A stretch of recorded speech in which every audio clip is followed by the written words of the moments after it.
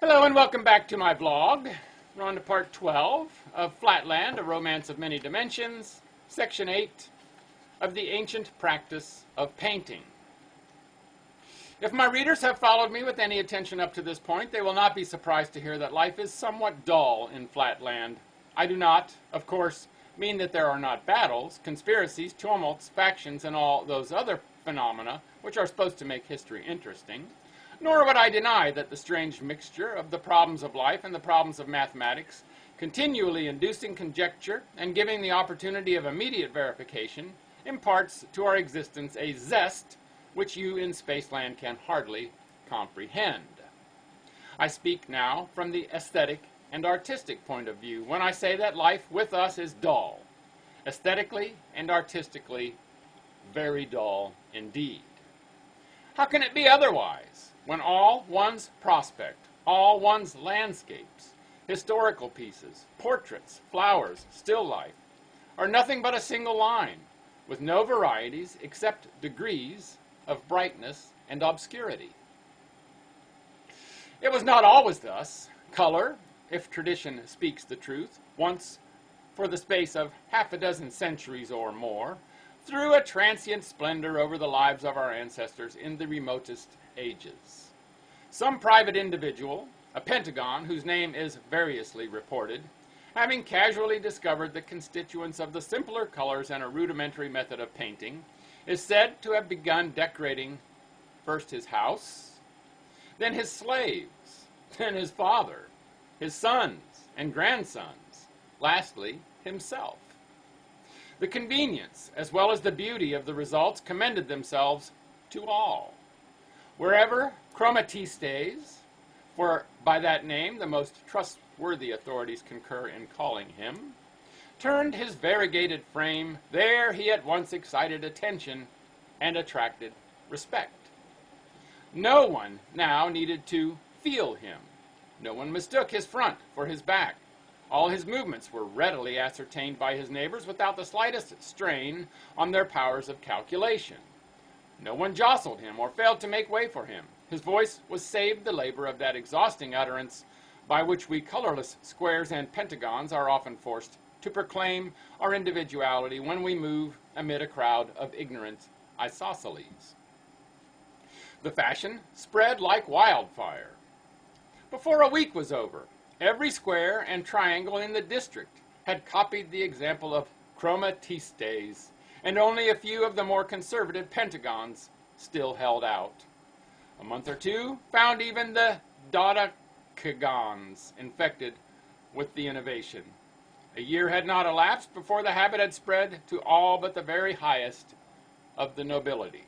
Needless to say, the custom soon made its way from the district of chromatistes to surrounding regions, and within 2 generations, no one in all Flatland was colorless except the women and the priests.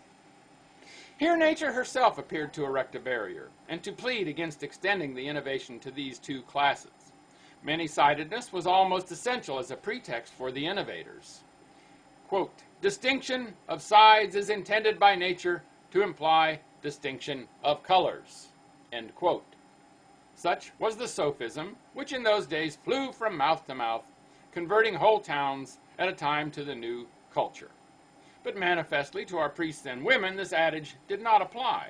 The latter had only one side, and therefore, plurally and pedantically speaking, no sides. The former, if at least they would assert their claim to be really and truly circles, and not mere high-class polygons with an infinitely large number of infinitesimally small sides, were in the habit of boasting, what women confessed and deplored, that they also had no sides, being blessed with a perimeter of one line, or, in other words, a circumference. Hence it came to pass that these 2 classes could see no force in the so-called axiom about, quote, distinction of sides implying distinction of color, end quote. And when all others had succumbed to the fascinations of corporal decoration, the priests and the women alone still remained pure from the pollution of paint. Immoral, licentious, anarchical, unscientific, call them by what names you will, yet, From an aesthetic point of view, those ancient days of the color revolt were the glorious childhood of art in Flatland. A childhood, alas, that never ripened into manhood, nor even reached the blossom of youth. To live was then in itself a delight, because living implied seeing. Even at a small party, the company was a pleasure to behold. The richly varied hues of the assembly in a church or theater are said to have more than once proved too distracting for our greatest teachers and actors. But most ravishing of all is said to have been the unspeakable magnificence of a military review. The sight of a line of battle of 20,000 isosceles suddenly facing about and exchanging the somber black of their bases for the orange and purple of the two sides, including their acute angle, the militia of the equilateral triangles, tricolored in red, white, and blue, the mauve, ultramarine, gamboge, and burnt umber of the square artillerymen rapidly rotating near their vermilion guns, the dashing and flashing of the five-colored and six-colored pentagons and hexagons careering across the field in their offices of surgeons, geometricians, and aides-de-camp. All these may well have been sufficient to render credible the famous story how an illustrious circle, overcome by the artistic beauty of the forces under his command, threw aside his marshal's baton and his royal crown, exclaiming that he henceforth exchanged them for the artist's pencil. How great and glorious the sensuous development of these days must have been is in part indicated by the very language and vocabulary of the period. The commonest utterances of the commonest citizens in the time of the color revolt seem to have been suffused with a richer tinge of word or thought. And to that era we are even now indebted for our finest poetry and for whatever rhythm still remains in the more scientific utterance of these modern days. And I don't know that we'll ever find out what that language was. Maybe, maybe not. Not in Section 8. More tomorrow. Make it a great day. And bye for now.